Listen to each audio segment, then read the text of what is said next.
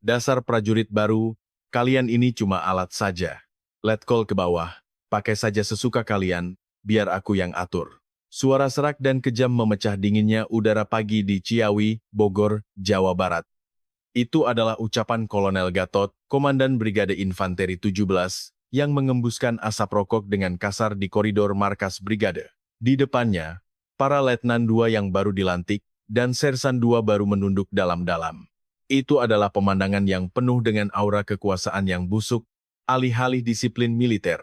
Kolonel Gatot, seolah tidak peduli dengan martabat mereka, menusuk bahu seorang Letnan II dengan tongkat komando di tangannya yang bersarung kulit. Sudah kau siapkan tas golfku? Hari ini aku akan bermain golf dengan Bapak Panglima Divisi, jadi harus bergerak cepat. Benar kan?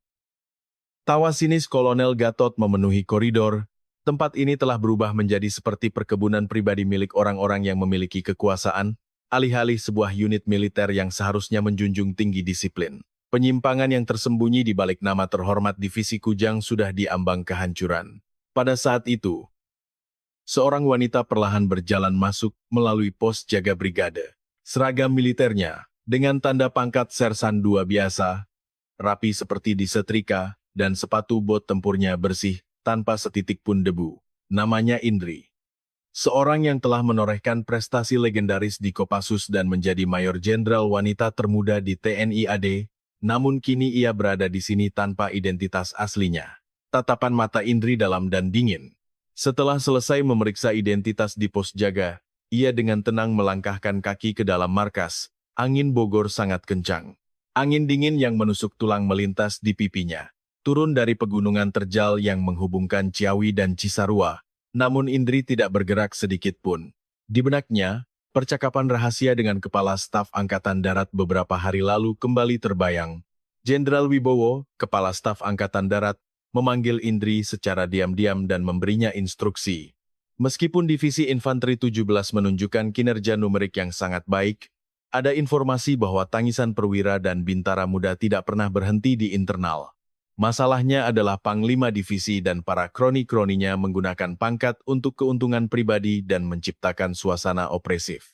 Jenderal Wibowo, yang tidak bisa membiarkan fondasi militer goyah, menyusupkan Indri, pisaunya yang paling tajam, sebagai Sersan II yang menyamar sebelum pelantikannya sebagai Panglima Kodam. Lapor, Sersan II Indri, ditugaskan di Kompi Markas Brigade Infanteri 17 mulai hari ini. Siap. Ia tiba di kantor administrasi dan memberi hormat dengan tegas. Suaranya rendah dan mantap. Namun, reaksi perwira personel yang menyambutnya sangat dingin. Perwira personel itu melihat sekilas dokumennya dan mendengus. Sersan II wanita, sungguh merepotkan. Hei, Serda Indri. Kau datang ke sini bukan untuk disambut, jadi hati-hati. Terutama, jangan sampai terlihat oleh komandan brigade kami. Indri menerima surat penempatan tugas yang diserahkannya tanpa menjawab sepatah kata pun. Pandangannya sejenak mengarah ke ujung koridor. Itu adalah arah di mana ia mendengar teriakan Kolonel Gatot tadi. Bau busuk sudah menyebar di udara. Indri membongkar barang bawaannya di barak yang ditugaskan dan segera memulai tugasnya. Tugas pertamanya tidak lain adalah membersihkan area sekitar kantor komandan brigade, mengerahkan Sersan II baru untuk mengelola ruang pribadi perwira setingkat kolonel adalah pelanggaran aturan yang jelas. Tetapi di sini, itu sudah menjadi kebiasaan yang lumrah. Saat melewati koridor, Indri kembali berpapasan dengan Kolonel Gatot. Ia berjalan sambil mengayunkan tongkat komando yang dihiasi ornamen emas. Indri memberi hormat dengan rapi di dekat dinding. Siap. Kolonel Gatot berhenti dan menatap Indri tajam. Di matanya, Indri hanyalah seorang Sersan II wanita muda yang mudah diatur. Kolonel Gatot menusuk bahu Indri dengan ujung tongkat komando, dengan tatapan menjijikkan. Sersan II baru, ya? Wajahnya cukup mulus. Hei, namanya Serda Indri. Kan, mulai hari ini, kau yang bertanggung jawab menyiram tanaman di kantorku dan mencuci mobil pribadiku. Dan akhir pekan ini, aku butuh beberapa personel untuk membantu pindahan rumah dinas. Jadi atur saja siapa yang akan kau pilih. Mengerti? Mata Indri sesaat berkilat dingin. Itu bukan ketakutan, melainkan penghinaan yang membara. Namun, ia segera menahan emosinya dan menundukkan kepala. Saat ini adalah waktunya bagi seorang Sersan II untuk mengumpulkan informasi. Ya, mengerti, Komandan Brigade. Kolonel Gatot terkekeh puas dan berlalu. Indri menatap punggungnya dan menghitung hari dalam hati. Waktu yang harus ia tahan di sini adalah 6 hari lagi. Pada hari ke-7, ia akan berdiri di lapangan apel ini sebagai Panglima Kodam yang baru di depan mereka. Sore harinya, Mayor Jenderal Harry, Panglima Divisi, mengunjungi brigade. Ia, penguasa tertinggi Divisi Infanteri 17, adalah sosok yang lebih teliti dan kejam daripada Kolonel Gatot. Maijen Harry berdiri di lapangan apel brigade dengan dalih inspeksi unit. Namun perhatiannya bukanlah pada kondisi latihan atau kesiapan prajurit. Kolonel Gatot, bagaimana akar pasak bumi yang saya sebutkan itu? Istri saya belakangan ini kurang tenaga. Katanya banyak pencari tanaman obat di daerah Bogor. Ucapan Maijen Harry membuat Kolonel Gatot membungkuk dan tersenyum menjilat. Jangan khawatir, Bapak Panglima Divisi. Beberapa bintara sudah saya suruh mencari tahu. Saya akan pastikan diantar langsung ke rumah dinas Bapak malam ini. Di sudut lapangan apel, para prajurit dan perwira yang sedang membersihkan selokan mendengar percakapan mereka dengan jelas. Indri, memegang sekop, diam-diam mengamati pemandangan itu. Para jenderal yang menjual kehormatan militer untuk keuntungan pribadi, dan para komandan setingkat kolonel yang bergantung padanya. Keserakahan mereka tebal seperti kabut yang menutupi langit Bogor yang cerah. Saat itulah, seorang praka tidak sengaja memercikkan sedikit lumpur ke sepatu bot tempur Maijen Harry yang mengkilap. Seketika, keheningan mencekam menyelimuti lapangan apel. Wajah Maijen Harry seketika memerah padam. Apa-apaan ini? Apa kau tahu berapa harga sepatu bot tempurku? Ini kulit pesanan khusus dari Italia. Maijen Harry merebut tongkat komando dari Kolonel Gatot dan dengan kasar memukulkannya ke helm praka. Dengan suara tung, praka terhuyung. Tidak ada satupun perwira di sekitarnya yang berani menghentikan. Mereka hanya menahan napas. Tangan Indri mencengkeram erat gagang sekop. Urat-urat di punggung tangannya memerah seperti akan pecah. Sulit baginya untuk menerima nilai-nilai negara yang ia pertahankan dengan mempertaruhkan nyawa di Kopassus, kini diinjak-injak begitu rupa. Tetapi ia harus menahan diri. Jika ia meledak di sini, ia tidak akan bisa mencabut akar kejahatan yang lebih besar. Ia memaksa dirinya untuk mengalihkan pandangan dan melihat tangan praka yang gemetar saat membersihkan lumpur. Hei, Serda Indri, apa yang kau lakukan? Bawa dia, siapkan dokumen untuk kamp pembinaan disiplin militer, dan bersihkan sepatu bot tempur Bapak Panglima Divisi sampai bersih, lalu bawa ke rumah dinas. Aku beri waktu 1 jam. Kolonel Gatot berteriak ke arah Indri. Indri perlahan berjalan dan membantu praka yang terjatuh untuk berdiri. Di mata praka, tergenang air mata yang bercampur antara rasa tidak adil dan ketakutan. Indri mencengkeram bahu praka sesaat, tetapi dengan kuat. Ayo, akan kubantu. Suara Indri yang rendah mengandung bahaya yang tidak terlukiskan. Kolonel Gatot merasakan sesuatu yang aneh, tetapi ia segera mendengus dan mengikuti Maijen Harry ke ruang tamu. Malam semakin larut, markas brigade menjadi sunyi. Tetapi Indri tidak tidur. Ia menyelinap di seluruh markas, menyembunyikan perekam suara mini dan kamera ultra mini di pakaiannya. Percakapan Maijen Harry dan Kolonel Gatot saat minum, indikasi manipulasi pembukuan, dan bukti kekerasan terhadap perwira junior satu persatu terkumpul. Indri bersembunyi di kegelapan ujung koridor kantor Komandan Brigade. Di dalam kantor Komandan Brigade, Kolonel Gatot terkekeh sambil berbicara di telepon dengan seseorang. Lagi pula Panglima Kodam yang baru kan wanita. Kalau wajahnya lumayan cantik, tinggal beri bunga beberapa kali, dan siapkan laporan kinerja divisi yang bagus, selesai. Katanya dari Kopassus. Mungkin sedikit sombong karena punya pengalaman lapangan, tapi koneksi Bapak Panglima Divisi Harry ini bukan sembarangan, kan? Pasti akan segera jinak. Indri tersenyum dingin dalam kegelapan. Ia tidak pernah belajar cara dijinakkan. Ia adalah seorang pejuang yang hanya belajar cara berburu dan memusnahkan musuh. Kesalahpahaman yang sangat dalam. Kesombongan itu akan menjadi tali yang mencekik leher kalian. Indri bergumam pada dirinya sendiri dan melangkah dengan tenang. Pergerakannya tanpa suara. Pegunungan Bogor, entah mengetahui atau tidak badai besar yang akan datang ini, terdiam dalam keheningan. Keesokan paginya, perintah balas dendam terhadap Sersan II Indri semakin diperketat di seluruh divisi. Ia ditugaskan sendirian untuk membersihkan semua toilet umum di brigade dan membersihkan rumput di sekitar gudang amunisi. Perwira lain, meskipun bersimpati, menjauhinya karena takut terkena imbasnya. Indri dengan diam-diam mencuci kain pel dan memegang arit. Saat ia bekerja di dekat gudang amunisi, Prakadani yang kemarin dipukul Maijen Heri diam-diam mendekat dan menyerahkan sekaleng kopi. Serda, maaf. Sepertinya gara-gara saya. Serda juga ikut kesulitan. Komandan brigade benar-benar pendendam. Jangan terlalu serius, pura-pura saja. Suara Prakadani bergetar. Indri menerima kopi itu, memasukkannya ke saku, dan menatap lurus ke mata Prakadani. Tidak perlu minta maaf. Militer bukan tempat untuk menindas dengan pangkat, melainkan tempat untuk bertanggung jawab sesuai pangkat. Bertahanlah sebentar, udara ini akan segera berubah. Tatapan matanya penuh keyakinan. Prakadani tanpa sadar terintimidasi oleh aura Indri dan menelan ludah. Aura yang tidak mungkin terasa dari seorang Sersan II biasa terpancar dari seluruh tubuhnya.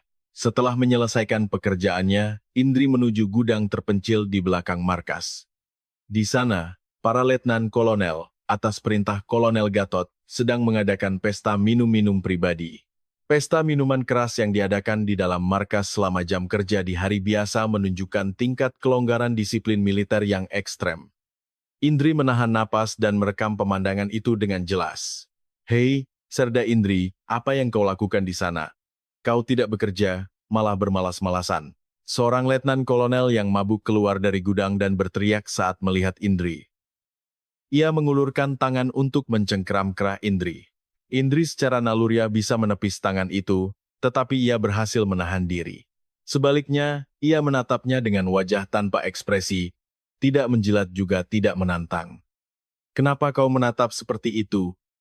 Apa kau benar-benar ingin masuk penjara militer? Cacian Letnan Kolonel berlanjut, dan Indri dengan tenang menundukkan kepala. Jauh di dalam hatinya, semangat Kopassus bergejolak, tetapi ia mengingat beratnya 3 bintang yang tersemat di pundaknya. Indri mendongak menatap langit malam di Ciawi. Bintang-bintang bersinar dingin, tinggal 6 hari lagi. Tidak, baginya, setiap momen adalah waktu persiapan yang intens untuk memotong akar busuk ini. Indri menyentuh tanda pangkat Sersan II lamanya. Sebentar lagi, tanda pangkat ini akan bersinar sebagai bintang Mayor Jenderal, melambangkan keadilan TNI AD. Kolonel Gatot dan Maijen Heri masih menikmati minuman, percaya bahwa kerajaan mereka akan abadi. Mereka tidak pernah menyadari dalam mimpi pun bahwa Sersan II wanita yang mereka anggap remeh akan menjadi hakim yang akan merebut segalanya dari mereka. Pagi di Bogor dimulai dengan keheningan dingin sebelum kabut. Angin lembah yang turun dari pegunungan di sekitar Ciawi terasa menusuk seperti pisau. Sebelum suara trompet bangun tidur kompi markas Brigade Infanteri 17 menggema di lapangan apel, Indri sudah terjaga. Gerakannya saat bangkit dari tempat tidur tidak sedikit pun goyah. Sementara Sersan II lainnya mendengkur dalam tidur nyenyak, ia diam-diam mengenakan seragam tempurnya. Wajah Sersan II Indri yang terpantul di cermin tanpa ekspresi. Namun, di balik mata yang dalam itu, terpancar semangat juang dingin yang telah ditempa sejak di Kopassus. Tugas pertama Indri hari ini adalah membersihkan kantor pribadi Kolonel Gatot, Komandan Brigade, dan ruang istirahat rahasia yang terhubung di belakangnya. Fakta bahwa seorang Sersan II baru sendirian membersihkan tempat yang lebih mirip ruang sosial mewah daripada ruang resmi militer adalah awal dari segala kejanggalan. Ia membawa ember berisi peralatan kebersihan dan berjalan di koridor. Di dinding koridor tergantung foto-foto sejarah gemilang divisi Kujang, tetapi ekspresi para perwira yang melewatinya semuanya muram dan tegang. Begitu pintu kantor komandan brigade dibuka, udara busuk yang bercampur bau rokok pekat dan minuman keras mahal menyembur keluar. Itu adalah jejak pesta minum-minum rahasia yang mungkin dilakukan Maijen Heri, Panglima Divisi, dan Kolonel Gatot tadi malam. Indri dengan diam-diam membuka jendela untuk ventilasi. Lalu, ia mencuci lap dan mulai membersihkan setiap sudut kantor. Tangannya berhenti di setumpuk dokumen di atas meja. Judulnya adalah status pasokan logistik militer. Tetapi isinya adalah rincian pengalihan dana operasional unit untuk biaya renovasi rumah dinas dan pembelian peralatan golf mewah. Indri mengaktifkan perangkat perekam ultra mini yang tersembunyi di lengannya. Tidak mungkin ada keadilan di tempat di mana orang-orang tidak memiliki kehormatan. Gumamnya yang pelan hilang di udara. Tepat pada saat itu, pintu berat terbuka dan Kolonel Gatot masuk. Mungkin karena mabuk semalam, wajahnya tampak kusam, dan aura jengkel terpancar jelas. Begitu masuk, ia melemparkan tubuhnya ke sofa dan mengayunkan tongkat komando ke arah Indri. "Hei, Serda Indri, sudah kau cuci mobil yang kuminta kemarin, dan hangatkan sup pengar di kulkas. Itu kubeli di restoran dekat rumah dinas, jadi bawa kemari sebelum dingin." Indri menghentikan pekerjaannya dan memberi hormat. "Siap, pencucian mobil sudah selesai. Makanan yang diperintahkan juga akan segera saya siapkan. Jangan banyak bicara, cepat bergerak. Dan aku dengar laporan bahwa kau bicara terpisah dengan Prakadani yang kemarin menjilat di depan Panglima Divisi. Kalian tidak sedang merencanakan sesuatu kan? Kau tahu apa yang terjadi jika kau keluar dari pengawasanku di brigade ini." Kolonel Gatot menatap Indri dengan curiga. Indri menundukkan pandangannya, menyembunyikan emosinya. Otot-ototnya secara naluriah ingin bergerak ke arah arteri karotis Kolonel Gatot, tetapi ia menahannya dengan kekuatan mental yang kuat. Sekarang adalah proses untuk menjebak mangsanya. Sepanjang pagi, Indri disibukkan dengan tugas-tugas pribadi Kolonel Gatot. Membersihkan sepatu komandan brigade, memindahkan tas belanjaan dari pusat perbelanjaan yang diminta istrinya. Bahkan menulis undangan untuk pesta ulang tahun Maijen Heri, Panglima Divisi. Dalam proses itu, yang ia saksikan bukan hanya sekadar penindasan, tetapi jaring korupsi yang besar. Para komandan batalion setingkat letkol mengerahkan prajurit untuk membantu pekerjaan pertanian pribadi demi menyenangkan Panglima Divisi, dan sebagai imbalannya, mereka dijamin mendapatkan poin promosi. Menjelang siang, ketegangan yang tidak biasa menyelimuti lapangan apel Brigade Infanteri 17 di Ciawi. Maijen Heri, Panglima Divisi, datang tanpa pemberitahuan. Ia didampingi Kolonel Gatot dan menginspeksi tempat pembagian makan siang para prajurit. Namun, itu hanyalah formalitas belaka. Di pintu masuk kantin, kotak makan siang mewah berisi hidangan khas Indonesia sudah disiapkan terpisah untuk Panglima Divisi dan Komandan Brigade.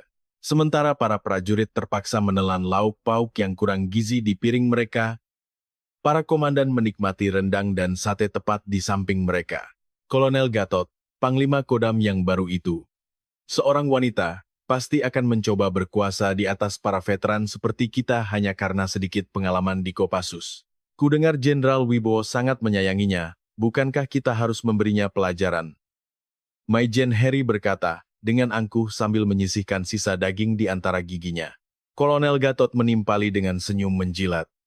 "Betul sekali, Bapak Panglima Divisi.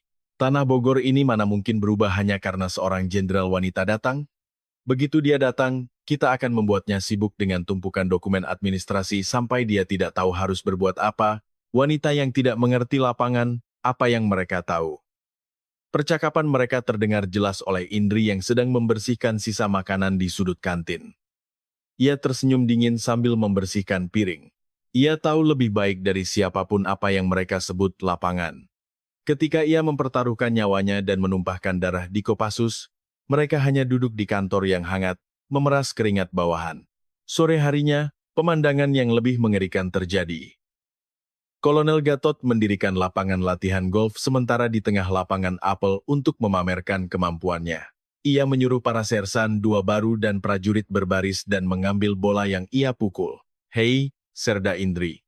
Kau berdiri di sana, di jarak 100 meter, dan tandai dengan tepat di mana bola jatuh. Jika kau tidak menemukan satu pun, tidak ada makan malam untukmu hari ini." Indri berjalan tanpa berkata-kata menuju tengah lapangan apel. Di lapangan apel yang disinari terik matahari Bogor, ia mengamati bola-bola golf yang berdatangan. Setiap kali bola jatuh di dekat kakinya, terdengar teriakan Kolonel Gatot yang bercampur ejekan dan makian. Seorang letnan dua di sampingnya terhuyung karena tidak tahan panas. Kolonel Gatot mengayunkan stik golfnya dan mendekat. "Tidak fokus? Kalian, prajurit baru, bukan tentara. Kalian adalah barang habis pakai untuk menjaga kondisi komandan. Berdiri lagi. Kolonel Gatot memukul tulang kering Letnan II itu dengan stik golf, menghinanya. Mata Indri seketika beralih ke mode penembak jitu Kopassus. Ia menyalakan perangkat radio yang tersembunyi di sakunya. Itu adalah saluran langsung ke markas besar Angkatan Darat. Di sini Bima, saat ini, penindasan wewenang dan kekerasan serius oleh Komandan di Lapangan Apel Brigade Infanteri 17 telah terkonfirmasi. Buku korupsi internal dan rincian pengalihan dana telah diamankan, tingkat kemajuan operasi 90%. Dari radio, terdengar suara pendek dan tegas Jenderal Wibowo. Lanjutkan, selesaikan semuanya di hari pelantikan. Indri memutus komunikasi dan kembali ke wajah tanpa ekspresi seorang sersan 2. Ia memungut bola yang dipukul Kolonel Gatot dan mendekatinya. Kolonel Gatot menatap Indri dengan marah, seolah tidak senang melihat Indri tidak berkeringat sedikit pun. "Kenapa kau begitu cuek?" "Sangat bersemangat, serda Indri, malam ini kau datang ke rumah dinas komandan brigade dan bantu bersih-bersih. Istriku mengeluh rumahnya sedikit berantakan.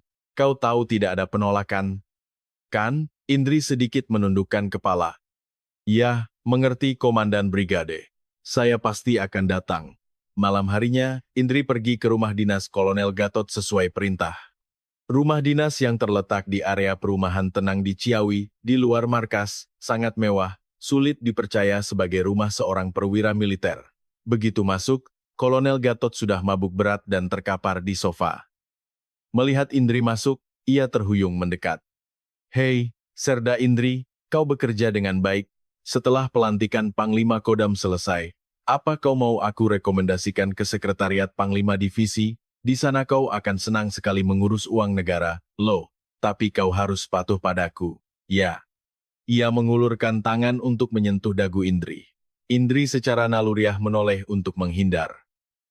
Meskipun ia tidak takut pada pisau teroris saat di Kopassus, sentuhan kotor dari seorang komandan yang ia yakini sebagai rekan sendiri terasa sangat menjijikkan.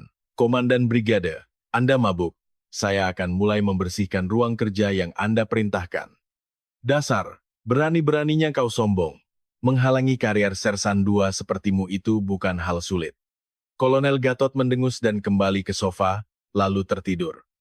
Indri masuk ke ruang kerja dan diam-diam mengunci pintu. Tangannya bergerak cepat seperti mesin.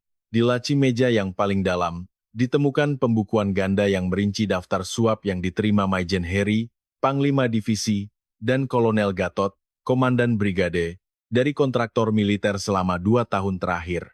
Aliran uang haram yang berpindah tangan sebagai imbalan untuk monopoli proyek pembangunan militer di wilayah Bogor, terekam jelas oleh kamera Indri.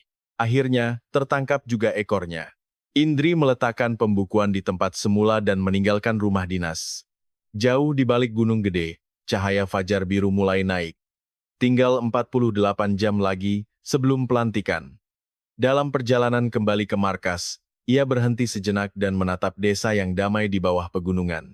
Militer seharusnya ada untuk melindungi perdamaian, namun di internal militer sendiri, nanah busuk mulai pecah. Keesokan paginya, seluruh brigade diperintahkan untuk berkumpul dalam keadaan darurat. Kolonel Gatot meledak karena bubuk mesiu untuk meriam kehormatan yang akan digunakan dalam upacara pelantikan terkena lembab. Ia menyuruh prajurit yang bertanggung jawab untuk berlutut di tengah lapangan apel dan menghujaninya dengan segala macam kata-kata hinaan. "Orang sepertimu bukan prajurit. Kau adalah pengkhianat yang mencoreng kehormatan Panglima Divisi." Kolonel Gatot mencoba menendangnya, dan para prajurit di sekitarnya memalingkan wajah. Saat itu, Indri melangkah maju. "Komandan Brigade, menurut pedoman pengelolaan bahan peledak, paparan kelembapan disebabkan oleh fasilitas gudang penyimpanan yang sudah tua. Menyalahkan prajurit secara pribadi tidak akan membantu disiplin militer." Lapangan apel seketika menjadi dingin seperti es. Kolonel Gatot tidak percaya telinganya dan menatap Indri tajam. "Serda Indri, apa kau sekarang menceramahiku? Apa kau gila? Apa kau ingin pangkatmu dicopot?" Indri tidak gentar dan menatap lurus ke mata Kolonel Gatot. Di matanya, terpancar bahaya yang luar biasa, tidak dipercaya berasal dari seorang Sersan 2. Kolonel Gatot sejenak tertekan oleh aura Indri dan mundur selangkah. "Tahan wanita itu sekarang juga. Kirim dia ke penjara militer atas tuduhan pembangkangan dan tidak menaati perintahku." Mendengar teriakan Kolonel Gatot, polisi militer mendekat. Indri tidak melawan dan mengulurkan kedua tangannya. Ia tahu, penahanan ini adalah bagian dari rencananya. Saat ia menghilang, Kolonel Gatot dan Maijen Heri akan lengah, dan ia akan menyelesaikan bukti terakhir dari tempat yang paling rendah. Indri dikurung di sel isolasi dingin di brigade. Langit Bogor yang terlihat dari jeruji besi sangat cerah. Ia duduk di lantai dan memejamkan mata. Di benaknya, seluruh skenario upacara pelantikan Panglima Kodam sudah tergambar. Tidak lama setelah ditahan, pintu sel isolasi terbuka pelan. Yang masuk, tidak disangka, adalah Serma Santoso, Sersan Mayor Utama Brigade Infanteri 17. Ia adalah seorang prajurit tua yang telah mengabdi puluhan tahun dan memahami seluk-beluk unit. Serma Santoso meletakkan sekotak susu hangat di depan Indri. "Serda Indri, kau bukan orang sembarangan. Apa kau tidak tahu bahwa jika kau menentang komandan brigade seperti itu, kau sendiri yang rugi?" Indri perlahan membuka mata dan menatap Serma Santoso. "Serma, apakah Anda hanya akan melihat saja bagian busuk di unit ini?" Mata Serma Santoso bergetar hebat.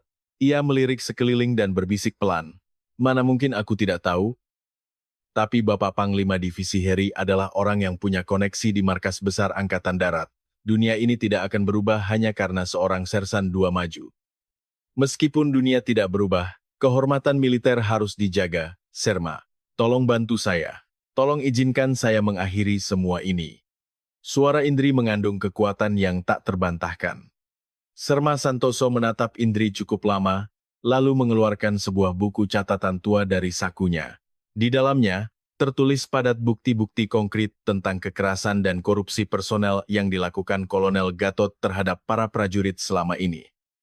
Prajurit tua itu juga ingin membuktikan bahwa keadilan masih hidup. "Terima kasih, kebaikan ini tidak akan saya lupakan." Indri menyimpan buku catatan yang diberikan Serma Santoso dengan hati-hati. Kini, semua kepingan teka-teki telah lengkap. Pada saat itu, di markas divisi, Maijen Heri, Panglima Divisi, dan Kolonel Gatot, Komandan Brigade, sedang bersulang. "Kolonel Gatot, bagaimana dengan Sersan II wanita itu?" Merepotkan sekali dia. "Jangan khawatir Bapak Panglima Divisi. Sekarang dia sudah dikurung di sel isolasi. Setelah upacara pelantikan selesai, saya berencana untuk diam-diam memecatnya karena tidak cocok menjadi prajurit aktif." Maijen Heri tertawa puas. "Bagus, besok Panglima Kodam akan datang." "Ya, karena katanya wanita, kita pura-pura menghormatinya saja, lalu dorong laporan kinerja divisi kita yang bagus. Dia orang kiriman Jenderal Wibowo, jadi di permukaan, kita sedikit melunakkan sikap." Mereka sendiri sedang jatuh ke dalam perangkap yang mereka gali. Dini hari di hari pelantikan, Indri keluar dari brigade dengan bantuan Serma Santoso. Ia menuju sebuah rumah persembunyian rahasia di pinggir Ciawi. Di sana, anggota unit khusus yang dikirim dari markas besar Angkatan Darat sedang menunggunya. Indri melemparkan seragam tempur yang masih berdebu dengan tanda pangkat Sersan II. Ketika ia mandi dan berdiri di depan cermin, tidak ada lagi Sersan II wanita yang lemah. Rambut pendek yang rapi, tatapan mata yang penuh tekad kuat, dan 3 bintang yang bersinar terang di pundaknya. Itulah wujud asli Mayor Jenderal Indri. Para perwira ajudan dengan hati-hati mengenakan seragam dinas khusus Mayor Jenderal yang sudah disetrika rapi padanya. Di dadanya, medali-medali yang ia dapatkan saat di Kopassus terpasang dengan kokoh. Indri memasang pistol dinas di pinggang dan mengenakan baretnya. "Sudah siap?"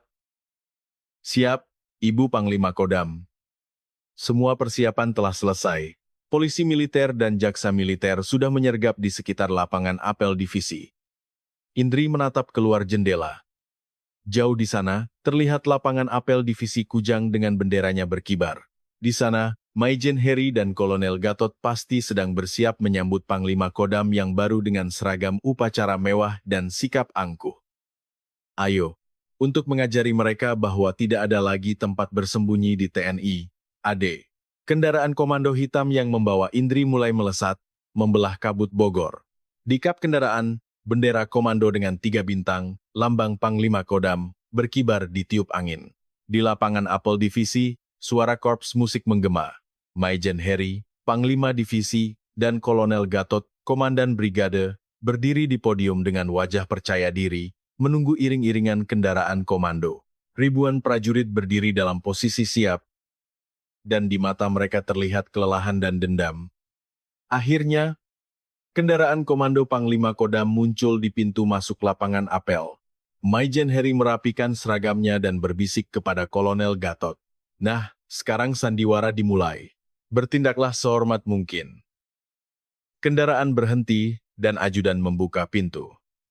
Mata semua orang yang berkumpul di lapangan apel tertuju pada pintu itu, dan saat mereka melihat sosok yang turun dari kendaraan, wajah Maijen Heri dan Kolonel Gatot seketika berubah menjadi pucat pasi. Wajah yang terlihat di bawah baret adalah Sersan II yang beberapa hari lalu mereka penjarakan dan hina. Tetapi di pundaknya, 3 bintang, lebih tinggi dari mereka, bersinar terang. Mayor Jenderal Indri perlahan dan dengan sangat anggun berjalan naik ke podium. Suara sepatu bot tempurnya memecah keheningan lapangan apel. Maijen Heri gemetar seperti pohon yang tertiup angin kencang dan memberi hormat. "Siap." Panglima Divisi Infanteri 17 Mayor Jenderal Heri mengucapkan selamat atas pelantikan Ibu Panglima Kodam. Suaranya pecah dengan menyedihkan. Indri menghadapnya dan dengan dingin membuka mulut. "Mayor Jenderal Heri dan Kolonel Gatot, sandiwara kalian sampai di sini." Suaranya menggema di seluruh lapangan apel melalui pengeras suara. Mata para prajurit terbelalak. Badai sudah dimulai. Lapangan apel yang luas di Bogor terdiam seperti membeku. 3 bintang di pundak Mayor Jenderal Indri yang berdiri di atas podium inspeksi, bersinar dingin terkena sinar matahari pagi. Maijen Heri dan Kolonel Gatot, yang tadi begitu angkuh, tampak akan terdapan seperti menabrak tembok besar yang tak terlihat. Ribuan prajurit terkesiap menyadari bahwa Sersan II yang mereka lihat selama beberapa hari ini adalah Panglima Kodam yang baru. Indri perlahan melepas baretnya dan menyerahkannya kepada ajudan. Di bawah rambut pendeknya yang rapi, terlihat bekas luka tipis di dahinya yang ia dapatkan saat di Kopassus. Itu adalah jejak semangat prajurit yang lebih mulia dari sekadar medali. Ia berdiri di depan mikrofon dan menatap satu persatu para prajurit yang berkumpul di lapangan apel. "Selama 7 hari terakhir, saya hidup di sini sebagai Sersan II Indri." Suaranya rendah, tetapi menggema jelas hingga ke pelosok lapangan apel. Dalam suara yang mengalir melalui pengeras suara, ada kesedihan dan ketegasan yang lebih dalam daripada kemarahan. "Yang saya lihat bukanlah tradisi mulia divisi Kujang, yang saya lihat adalah keserakahan yang merampas jatah makan bawahan untuk menggemukkan diri. Dan kesombongan yang memperbudak perwira junior untuk hiburan pribadi komandan. Seragam militer adalah baju besi untuk melindungi negara, bukan jubah untuk menutupi korupsi sendiri." Maijen Heri mencengkeram pagar podium dengan tangan gemetar. Ia mencoba membuka mulut untuk mengatasi situasi. "Ibu Panglima Kodam, sepertinya ada kesalahpahaman. Saya selalu berusaha yang terbaik demi kinerja unit, dan hanya mempertahankan sedikit ketegasan untuk menjaga suasana di lapangan." Indri menoleh dan menatap Maijen Heri. Maijen Heri mundur selangkah karena tatapan dingin itu. "Kinerja. Apakah angka-angka yang didapatkan dengan menendang bawahan dan memukul tulang kering dengan stik golf itu disebut kinerja? Atau apakah memindahkan logistik militer untuk mengganti perabot rumah dinas dan menyuruh orang membawa tas belanja istri adalah pelaksanaan wewenang?" Indri mengeluarkan sebuah buku catatan tua dari sakunya. Itu adalah bukti-bukti berlumuran air mata yang diberikan Serma Santoso. Ia membuka buku catatan itu dan mulai membacakan. "Kolonel Gatot, Komandan Brigade Infanteri 17, mengalihkan anggaran makanan militer sebesar 200 juta rupiah untuk membeli peralatan golf pribadi dan minuman keras mewah. Secara pribadi mengerahkan prajurit unit bawahan untuk pindahan rumah dinas dan penataan ulang perabot. Melakukan tindakan kekerasan terhadap Letnan II baru yang memprotes. Selain itu, rincian penyerahan suap secara teratur kepada Mayor Jenderal Heri, Panglima Divisi, tercatat dengan rinci di sini. Kolonel Gatot, dengan wajah pucat pasi, terdapan di lantai. Ia tampak kehilangan kekuatan untuk membela diri. Jaksa militer dan polisi militer dari Markas Besar Angkatan Darat yang telah menunggu di belakang Indri serempak naik ke podium. Berdasarkan Pasal 62 Undang-Undang Militer tentang penyalahgunaan wewenang, Pasal 72 tentang kekerasan, dan tuduhan penggelapan dalam jabatan, Mayor Jenderal Heri dan Kolonel Gatot dicopot dari jabatan dan diperintahkan untuk ditahan dan diselidiki mulai saat ini. Selain itu, semua pihak terkait yang bersekutu dengan mereka dan memperoleh keuntungan tidak sah agar segera diisolasi. Polisi militer mencengkeram lengan Maijen Heri dan Kolonel Gatot, sabuk komando mewah dan tanda pangkat yang mereka kenakan langsung dicopot di tempat. Para prajurit di lapangan apel melihat pemandangan itu, tanpa sadar terkesiap. Itu bukan sorakan, melainkan rasa lega yang mendalam, seolah beban berat selama 10 tahun terangkat. Indri tidak melihat mereka yang diseret pergi. Ia kembali memegang mikrofon dan memberi hormat kepada para prajurit. Prajurit sekalian, sebagai Panglima Kodam, saya menyampaikan permintaan maaf yang sedalam-dalamnya atas penderitaan yang kalian alami karena kesalahan para komandan. Setelah hari ini, semua kejanggalan seperti ini akan hilang selamanya dari semua unit di bawah Kodam Fibrawijaya. Or Kodam 3, Siliwangi to keep it consistent. Saya sendiri akan membuktikan bahwa prajurit bukanlah orang yang berkuasa dengan pangkat, melainkan orang yang berbakti dengan tanggung jawab. Ribuan prajurit yang berkumpul di lapangan apel serempak berseru. Teriakan itu mengguncang pegunungan di Ciawi dan Cisarua. Indri turun dari podium dan mendekati Prakadani yang kemarin ia bantu berdiri. Prakadani melihatnya kembali sebagai Panglima Kodam, memberi hormat sambil menangis. Siap, sudah bekerja keras. Sekarang air mata yang kau tumpahkan akan menjadi bukti kebanggaan, bukan lagi ketidakadilan. Indri menggenggam erat bahu Prakadani. Sentuhannya hangat dan kokoh. Legenda Kopassus kini tidak hanya menjadi pahlawan di satu unit, tetapi menjadi harapan baru bagi seluruh TNI AD. Di Divisi Infanteri 17, yang telah dilanda badai penghakiman, udara baru mulai mengalir. Mayor Jenderal Indri tidak berhenti pada operasi pembersihan di hari pelantikan. Ia mendirikan kantor sementara di markas divisi bahkan sebelum membongkar barang bawaannya di markas Kodam. Ini untuk memastikan sendiri seberapa dalam akar korupsi dan untuk memotongnya. Potret mewah Maijen Heri yang tergantung di kantor Panglima Divisi sudah dicopot.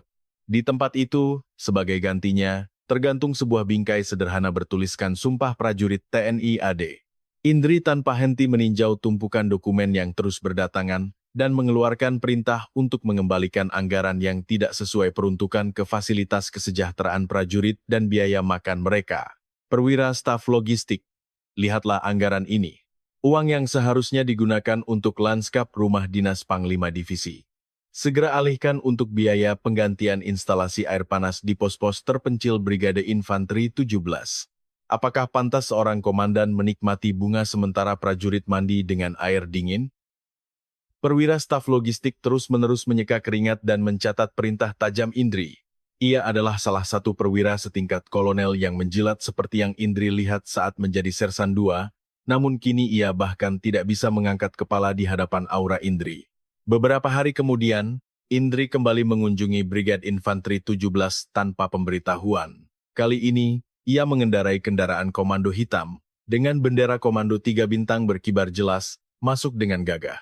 Para prajurit yang bertugas di pos jaga menunjukkan ketegangan yang jelas, tetapi melihat senyum ramah Indri yang turun dari kendaraan, mereka segera memberi hormat dengan posisi mantap. Siap. Selamat datang di Brigade Infanteri 17. Indri membalas hormat sambil menatap mata setiap prajurit. Ia tidak menuju kantor komandan brigade, melainkan langsung menuju kantin prajurit dan barak. Kepala staf brigade, seorang letnan kolonel yang menjabat komandan brigade sementara, tergesa-gesa menghampirinya. Ibu Panglima Kodam, jika Anda memberitahu sebelumnya, kami pasti sudah menyiapkan penyambutan. Daripada menyiapkan penyambutan, lebih baik siapkan kaos kaki ekstra untuk prajurit. Saya datang hari ini bukan untuk melihat upacara kalian, melainkan untuk melihat bagaimana kabar bawahan saya. Indri masuk ke dapur kantin dan memeriksa kondisi makanan. Seminggu yang lalu, tempat ini seringkali menjadi tempat hidangan spesial untuk Panglima Divisi dan Komandan Brigade. Kini hidangan yang sama tersaji rapi untuk para prajurit. Ia sendiri mengambil piring, mengantre, dan duduk bersama prajurit. Di sebelahnya, kebetulan duduk Prakadani yang ia bantu saat masih menjadi Sersan II. Prakadani terkejut dan hendak meletakkan sendoknya, tetapi Indri tersenyum ramah dan melarangnya. Makanlah dengan santai. Apakah rasanya sudah lebih enak? Ya, Ibu Panglima Kodam. Jumlah lauk pauk juga bertambah, dan yang terpenting, saya senang bisa makan kenyang tanpa merasa diawasi. Indri menyantap makanannya dengan ekspresi puas. Itu adalah makanan termanis baginya sejak menjadi Mayor Jenderal TNI AD. Itu adalah makanan yang lebih berharga daripada ransum tempur yang ia makan saat menjalani latihan ekstrem di Kopassus atau jamuan mewah di pesta. Setelah selesai makan, Indri menuju lapangan apel brigade. Di sana masih tersisa jejak Kolonel Gatot yang menggunakannya sebagai lapangan latihan golf.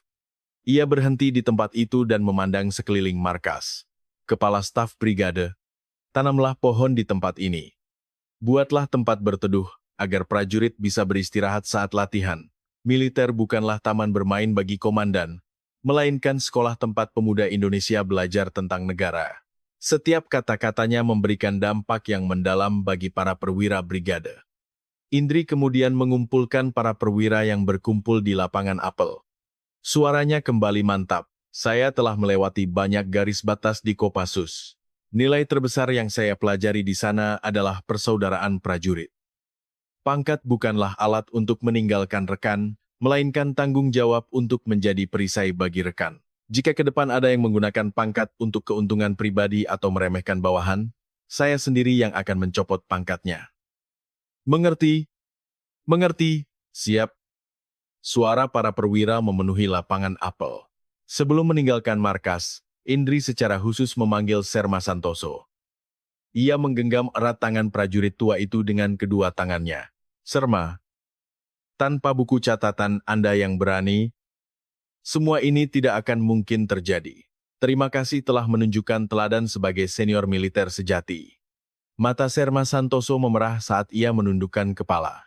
Tidak, Ibu Panglima Kodam. Anda telah membangkitkan kembali keadilan yang saya pendam selama puluhan tahun berdinas. Baru sekarang saya merasa pantas menatap mata junior saya. Indri naik ke kendaraan komando dan menatap jalanan Ciawi, Bogor. Bunga-bunga liar di pinggir jalan bergoyang ditiup angin. Ini baru permulaan. Sebagai Panglima Kodam dan sebagai salah satu prajurit TNI AD, jalan yang harus ia tempuh masih panjang dan terjal. Tetapi, ia tidak takut. Karena di belakangnya kini ada puluhan ribu rekan seperjuangan yang dipersenjatai dengan loyalitas sejati. Kendaraan komando hitam itu membelah kabut dan menuju markas Kodam.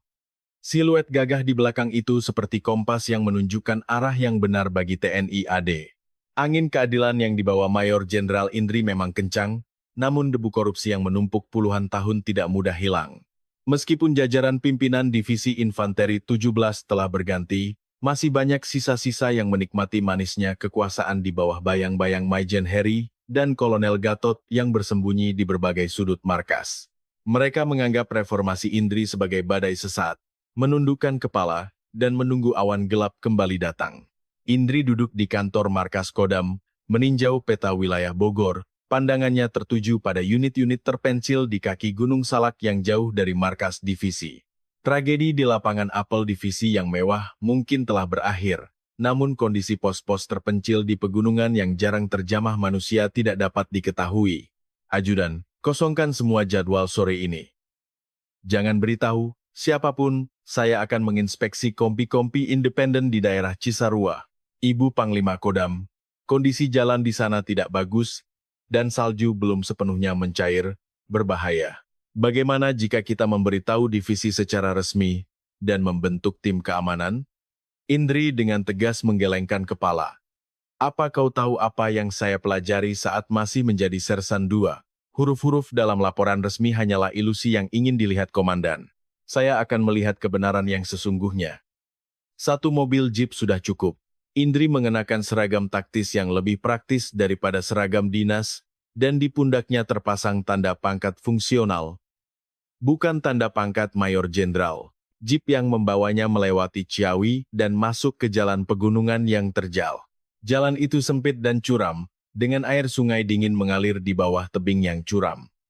Setelah menempuh perjalanan jauh, mereka tiba di sebuah pos terpencil pegunungan milik Brigade Infanteri. Begitu tiba di markas, perwira piket terkejut dan berlari keluar. Tidak terbayangkan bahwa Panglima Kodam akan muncul di pos terpencil di puncak gunung tanpa pemberitahuan. Siap, selamat datang di pos. Indri menerima hormat dan melangkahkan kaki ke dalam pos. Udaranya dingin, dan bau jamur tercium kuat dari dinding bangunan. Ia langsung menuju barak tempat para prajurit tidur. Di salah satu sudut barak, ia melihat seorang prajurit dua, Prada, yang pincang sedang membersihkan peralatan. Prada, kenapa kakimu? Prada menatap Indri dengan wajah ketakutan, lalu melirik perwira piket. Perwira piket buru-buru menyela. Ah, dia hanya mengalami luka lecet ringan saat latihan kemarin. Sebentar lagi akan baik-baik saja. Indri menatap perwira piket dengan tatapan dingin. Instingnya yang terasa sejak di Kopassus mengatakan bahwa ini bukan sekadar kecelakaan biasa. Ia berlutut di depan Prada dan sedikit menaikkan celananya. Di betis Prada terlihat jelas memar biru dan luka seperti dicambuk dengan rotan. Apakah ini luka lecet saat latihan? Apakah kau menganggap mata saya mainan? Pak Perwira Piket, suara Indri merendah dan keheningan menyelimuti seluruh pos. Ia merangkul bahu Prada. Jangan takut, katakanlah. Saya rekanmu sebelum menjadi Panglima Kodam. Siapa yang melakukan ini? Prada menangis terseduh-seduh dan mulai berbicara. Meskipun Panglima Divisi telah berganti dan Panglima Kodam baru telah datang, pos terpencil di pegunungan ini masih merupakan daerah kekuasaan yang didominasi oleh praktik-praktik buruk di masa lalu. Komandan Kompi dan perwira staf logistik adalah orang-orang yang terhubung dengan jaringan kerabat Maijen Heri, dan mereka melampiaskan kekesalan kepada para prajurit saat posisi mereka terancam. Di mana Komandan Kompi? Komandan Kompi sedang makan malam dengan bos perusahaan swasta di kota Ciawi. Indri tertawa getir karena terkejut. Para prajurit sedang membersihkan peralatan dengan luka memar di pegunungan, sementara komandan mereka meninggalkan unit dan minum-minum di kota demi keuntungan pribadi. Ia segera memanggil polisi militer Kodam. Malam ini, lakukan inspeksi khusus terhadap semua kompi independen, termasuk pos ini, identifikasi lokasi para perwira, termasuk komandan kompi, secara real-time, dan lakukan investigasi menyeluruh apakah ada tindakan kekerasan tidak wajar. Jangan lewatkan satu pun. Malam itu, Indri bermalam di pos bersama para prajurit. Ia sendiri mengoleskan obat pada luka Prada dan mendengarkan cerita mereka. Indikasi pengalihan dana makanan tambahan prajurit untuk biaya minum-minum perwira. Permintaan uang sebagai jaminan cuti. Berbagai kejanggalan yang sulit diucapkan satu persatu terungkap. Menjelang fajar, Komandan Kompi yang mabuk kembali dari kota dan berhadapan dengan polisi militer dan Mayor Jenderal Indri yang sudah menunggu di pintu masuk markas. Lalu langsung pingsan. Indri menatap dingin padanya yang terjatuh dan berkata, "Minuman keras yang kau minum itu adalah air mata darah prajurit." Tidak ada belas kasihan bagi yang tidak pantas mengenakan seragam militer. Inspeksi yang dimulai dari pos terpencil menyebar seperti api liar dan mengguncang seluruh Kodam. Mayor Jenderal Indri tidak berkompromi. Ia secara langsung melapor kepada Jenderal Wibowo, Kepala Staf Angkatan Darat, dan menyatakan tekadnya untuk mencabut sepenuhnya akar kejahatan yang masih tersisa di internal militer. Namun, perlawanan juga tidak kecil. Beberapa pensiunan jenderal yang terkait dengan Maijen Heri dan kelompok-kelompok yang mencoba menarik tali di dunia politik mulai membentuk opini publik bahwa reformasi Indri terlalu radikal. Dalihnya adalah mengganggu stabilitas militer, namun kenyataannya adalah ketakutan akan terganggunya kepentingan mereka. Suatu hari, Indri yang menghadiri rapat para komandan yang diselenggarakan di Markas Besar Angkatan Darat, menerima tatapan tajam dari banyak jenderal. Seorang jenderal senior melontarkan kata-kata tajam ke arahnya. "Maijen Indri, semangat yang tinggi itu bagus, tapi hierarki adalah nyawa militer. Jika kau berkeliaran dengan tanda pangkat Sersan II dan menangkap bawahan seperti mengorbankan diri, siapa yang akan berani memimpin karena takut?" Indri berdiri tepat di tengah ruang rapat dan menatap lurus ke jenderal itu. Yang dibutuhkan bukanlah komandan yang ditakuti bawahan, melainkan komandan yang dihormati bawahan. Hierarki tidak lahir dari ketakutan, melainkan dari kepercayaan. Yang saya potong bukanlah daging saya sendiri, melainkan sel kanker yang menggerogoti militer. Apakah Bapak Jenderal menganggap sel kanker itu sebagai daging militer? Pernyataan Indri yang blak-blakan membuat ruang rapat hening seperti disiram air dingin. Ucapannya lugas, dan logikanya jelas. Jenderal Wibowo, Kepala Staf Angkatan Darat, tersenyum puas dan mengangkat tangannya. Setelah kembali ke Bogor, Indri mempersiapkan latihan gerak cepat Kodam berskala besar. Latihan kali ini bukan sekadar pergerakan pasukan, melainkan ujian untuk menunjukkan seberapa kuat kekuatan tempur yang dapat dihasilkan oleh Kodam yang telah direformasi.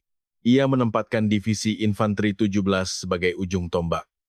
Pada hari latihan, ratusan panser dan tank berbaris di lapangan latihan yang luas di Cisarua. Indri sendiri mengenakan helm dan naik ke atas panser. Ia menyampaikan pesan kepada seluruh anggota Kodam melalui radio. Di sini Panglima Kodam. Hari ini kita akan membuktikan bahwa kita adalah perisai baja yang melindungi negara. Percayalah pada rekanmu di sampingmu. Komandan akan berada di tempat paling berbahaya bersamamu. Seluruh Kodam, maju. Latihan itu seperti pertempuran sungguhan. Indri tidak hanya duduk di markas dan memberi perintah, melainkan secara langsung berkeliling lapangan dan membangkitkan semangat prajurit. Saat menembus medan pegunungan yang terjal, terjadi kecelakaan tak terduga. Tanah yang rapuh karena hujan lebat runtuh, dan sebuah panser di barisan depan tergelincir ke arah jurang. 3 prajurit terjebak di dalam panser, dan aliran air deras mengalir di bawah jurang. Situasinya sangat genting, tim penyelamat membutuhkan waktu untuk tiba. Indri yang tiba di lokasi tidak ragu-ragu. Ia menunjukkan keterampilan menuruni tali yang ia kuasai saat di Kopassus dan mendekati panser secara langsung. Ibu Panglima Kodam, berbahaya. Biarkan kami yang melakukannya. Orang-orang mencoba menghentikannya, tetapi Indri sudah menancapkan tubuhnya ke tali. Bawahan saya ada di sana. Seorang komandan tidak akan mundur meninggalkan bawahannya. Indri menembus derasnya hujan dan membuka pintu panser. Para prajurit yang ketakutan, meskipun terkejut bahwa yang menyelamatkan mereka adalah seorang Panglima Kodam dengan 3 bintang, mendapatkan keberanian yang besar. Ia menghubungkan mereka satu persatu ke tali dan menariknya ke atas. Setelah berhasil menyelamatkan prajurit terakhir dengan aman, dan Indri naik ke atas, semua prajurit di lokasi, tanpa ada yang mendahului, memberi hormat. Tidak ada korban, syukurlah semua selamat. Indri membersihkan seragam dinasnya yang berlumpur dan tersenyum. Senyum itu lebih bersinar dari medali apapun dan melambangkan otoritas kepemimpinan yang lebih kuat dari pidato apapun. Latihan itu sukses besar. Para prajurit yang bebas dari korupsi, bersatu dengan kesetiaan dan persaudaraan yang sukarela, menunjukkan efisiensi tempur yang luar biasa. Itu adalah momen yang membuktikan bahwa reformasi Indri bukan sekadar hukuman, melainkan proses penting untuk menciptakan pasukan yang menang. Sore hari setelah latihan, Indri mendaki sebuah bukit tenang di Ciawi. Di kejauhan, lampu-lampu markas berkedip seperti bintang. Ia mengeluarkan tanda pengenal tua yang ditinggalkan oleh rekan Kopassusnya dari sakunya dan melihatnya. Rekan, apakah kau melihat? Militer yang mulia yang kita impikan lahir kembali di Bogor ini. Angin masih dingin, tetapi di dalam hati Indri, ada kehangatan yang lebih membara dari apapun. Ia kini tidak lagi sendirian. Ada puluhan ribu putra dan putri yang percaya dan mengikutinya. Dan melindungi mereka adalah satu-satunya misi dan kebahagiaannya. Kisah Mayor Jenderal Indri kini tidak hanya menjadi legenda Bogor, tetapi mengalir sebagai sejarah baru bagi seluruh TNI AD. Jalan yang ia tempuh segera menjadi jalan keadilan, dan setiap langkah kakinya menjadi sorakan kemenangan. Musim dingin di Bogor memang panjang dan dalam, namun aura dingin yang menyelimuti divisi infanteri 17 tidak lagi berupa ketakutan. Setelah Mayor Jenderal Indri menjabat, divisi itu berubah drastis. Perlengkapan upacara pamer yang memenuhi lapangan apel menghilang, dan di tempatnya, terdengar napas berat para prajurit dan semangat latihan tempur yang nyata. Indri lebih sering berada di lapangan yang berdebu daripada duduk di kursi nyaman di markas Kodam. Ia sendiri menjelajahi medan pegunungan yang terjal di Ciawi dan Cisarua, satu persatu menghapus jejak-jejak korupsi masa lalu. Yang terpenting, ia mencurahkan perhatian untuk menyembuhkan hati yang terluka. Suatu sore bersalju, Indri mengendarai jeep sendirian menuju sebuah desa terpencil di Bogor. Di sana, tinggal orang tua dari seorang perwira yang terpaksa meninggalkan militer karena tidak tahan terhadap kekerasan Maijen Heri dan Kolonel Gatot di masa lalu. Putranya yang diberhentikan secara paksa dengan tuduhan tidak adil. Meninggal karena sakit hati.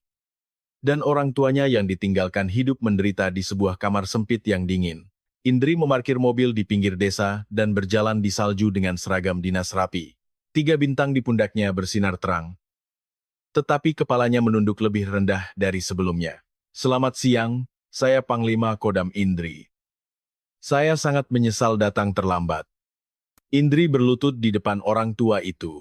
Air mata yang lebih panas dari darah yang ia tumpahkan saat di Kopassus mengalir di pipinya.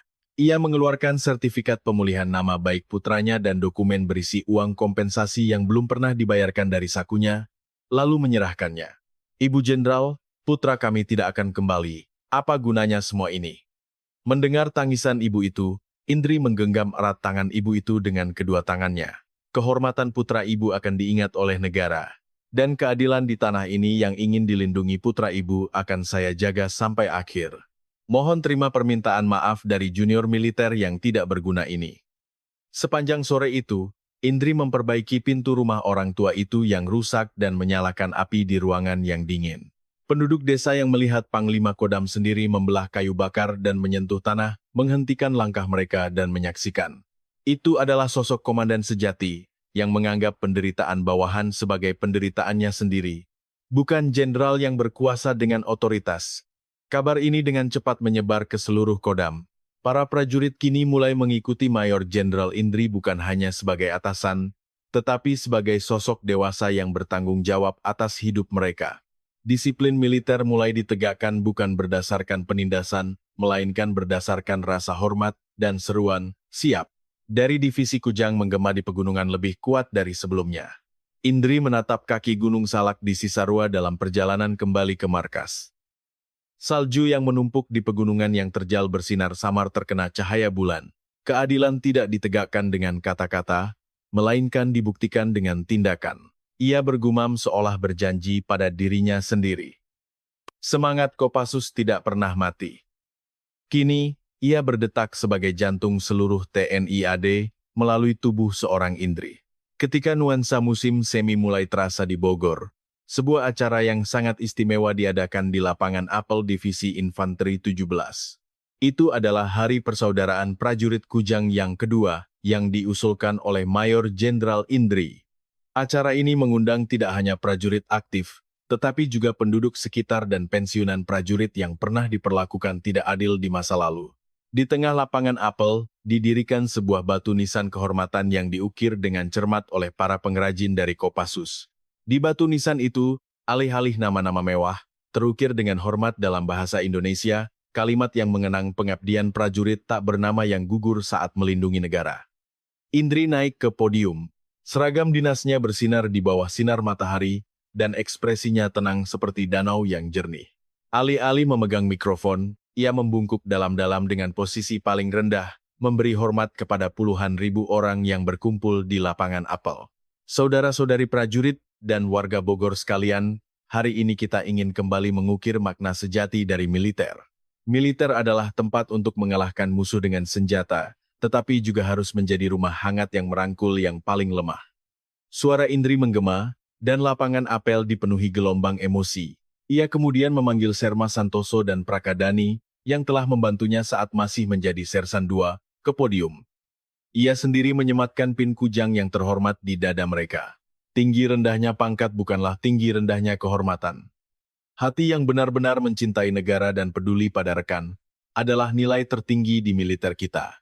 Puncak acara adalah lari gabungan seluruh prajurit. Indri tidak naik kendaraan komando, melainkan berdiri tepat di depan, dan mulai berlari bersama para prajurit.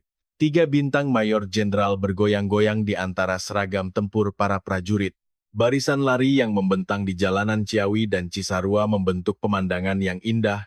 Penduduk yang keluar di pinggir jalan melambaikan tangan dan bersorak.